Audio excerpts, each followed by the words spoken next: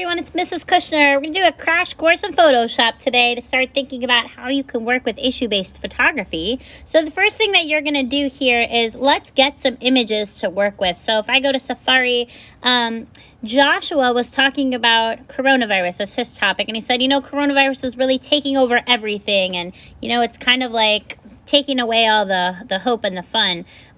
He was particularly upset about his baseball team is not playing anymore. So he started off with an image of like a very sunny day like this. So I'm going to grab that image and say add to photos.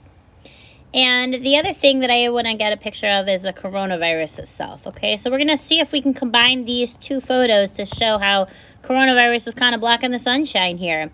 So I'm going to click on this coronavirus to make it bigger. We always click and make it bigger first. And then hold down and say add to photos. So now I've got my sunny day, my sunny skies, and I've got my coronavirus. So I'm going to hop into Photoshop, and after you click login with Adobe, it's going to ask you to log in a few times. Make sure you click enterprise, or if it says like a group or school or company, that's what you need. And I'm going to go down to the bottom left and say create new. And so, right now this is in pixels. I'm going to actually change it to inches. And we're going to actually work with an image. If I go to width, we'll make the width 14 and the height 11. And if you would want to switch it, right now this is going to make a wide image, but if you would want a vertical image like a portrait, just to show you right now, see it's wide. For the orientation, I could always change it to portrait and that would flip-flop it. And my resolution, I can change it to 300 pixels per inch. All right, so I will say create from there, and here's my canvas. I can use my two fingers to pinch in or out to see the whole thing. And I'm going to start out on the bottom left. Underneath the letter T is like a picture, and that's how I can get to my photos. And so I'm going to start with my background image, which is the sunshine here. And I can pull the corners. I only pull the corners. I don't pull the top or the side. I only pull from the corner. That's how I can make my photo larger or smaller. So if you want to fill the entire page, you can start that. And then we'll click done on the top right. And now I've got my sky. So we'll start with that. And just to show you some cool things you can do, on the right side, I've got some tools underneath this gear. This is, I can see my layers like this here. I can click below it and see my full layer. And then below that, I actually have my layer properties. This is kind of cool. If I want to fade this with the opacity, I can make it kind of see-through. That's opacity. Then if I go underneath that, I've got add clipped adjustment, and this is going to be almost like Lightroom where I can adjust this photo. So if I click on hue saturation, that's where I can really like mess with the color. Okay, so if I say like, oh, coronavirus is like poisoning everything, maybe I want like some red tones in the sky, I can make the saturation really intense, or I can bring it to the left and kind of take away the color. And maybe we think of like, when coronavirus is like stealing the fun, it's like, taking away the color. And I can play with the lightness. I can make it really bright, or I can make it super dark, right? And another cool thing you can do is click the colorize button. So the colorize is just dealing with the color. So if I go to my hue, you can see it's actually just taking the color apart and messing with that. Okay, so maybe I like that kind of grayish tone, red, or maybe I take it back and kind of play with that red was really striking, right? Make it a little bit darker. Okay, so now I'm going to go ahead and bring in the coronavirus, and something that I can do right now, you can see my adjustment layer is just working with the sky.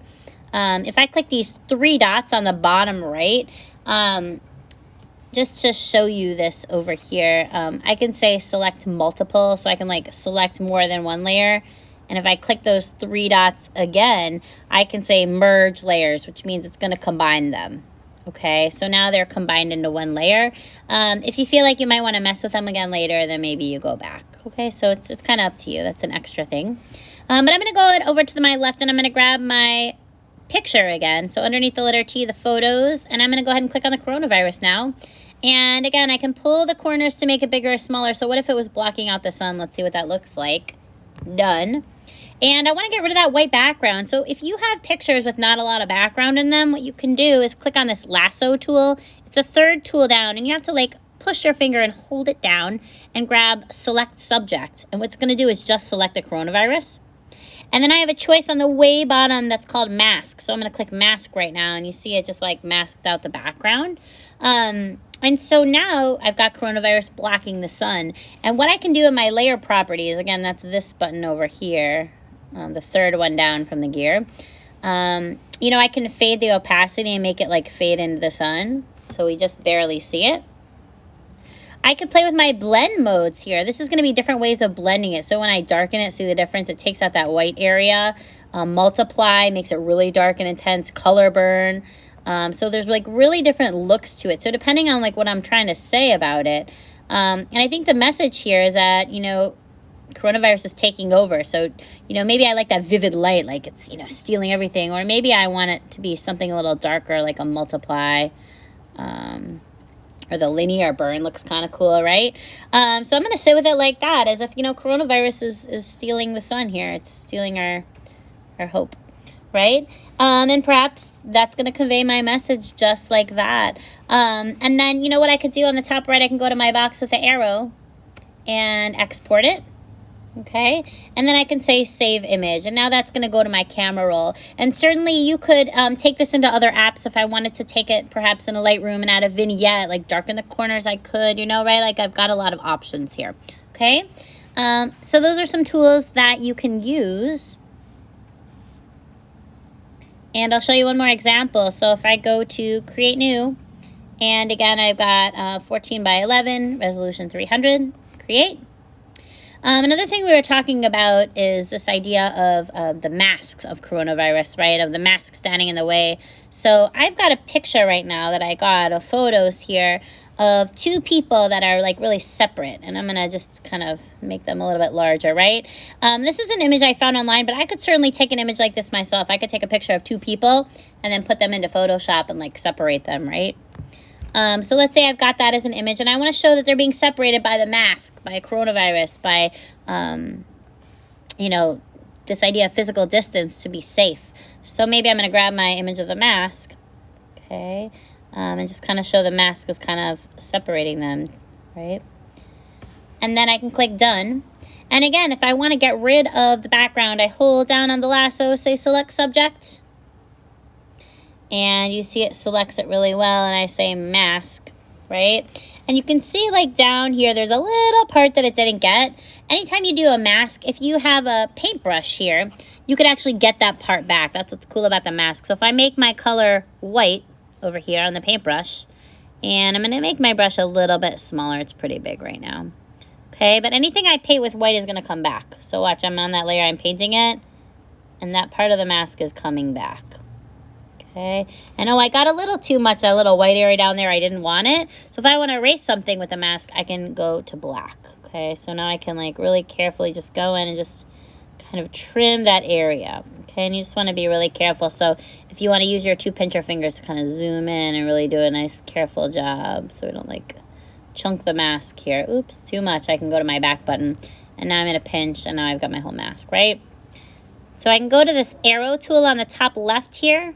You look at that, and that's gonna let me move this around, right? So if I want to say like, you know, 6 feet apart, the mask is 6 feet. So maybe I want to add that text in there, and I can use Photoshop by clicking on the letter T, or I can use any other app that I like to use to show 6 feet apart.